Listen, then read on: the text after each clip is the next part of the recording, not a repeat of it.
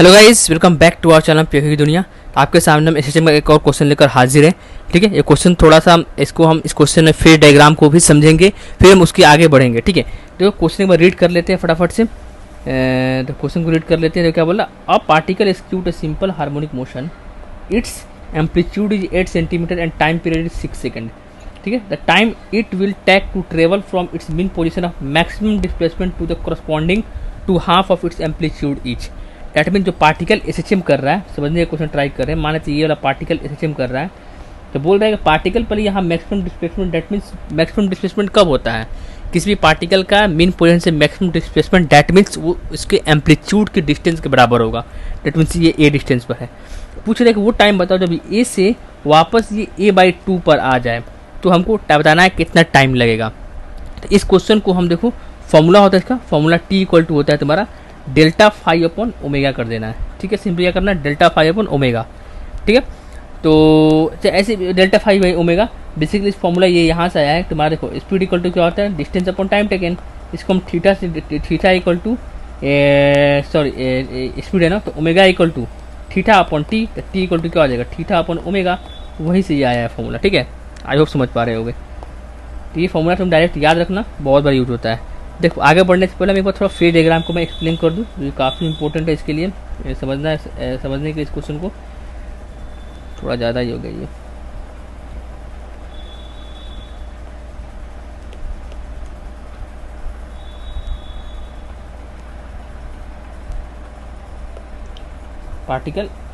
एक पार्टिकल तो देखो, एक पार्टिकल तुम्हारा मैक्सिमम डिस्टेंस मतलब कि यहाँ पर बैठा हुआ है। ठीक है, एक पार्टिकल तुम्हारा यहाँ बैठा हुआ है, और ये पार्टिकल जो है ऐसे रोटेट कर कर, ठीक है, a/2 डिस्टेंस पर आ गया। डैट मीन्स कि तुम्हारा ये ड्रॉप होकर पार्टिकल देखो यहाँ से चलना शुरू किया नीचे की ओर, और ये a/2 तक आया। तो यही पूछ रहा है कि कितना टाइम लगेगा। ठीक है, तो हमको फेज डिफरेंस चाहिए, डैट मीन्स हमको ये एंगल चाहिए। ये वाला एंगल हमको मिल जाए तो वो फेज डिफरेंस होगा उसके बीच में।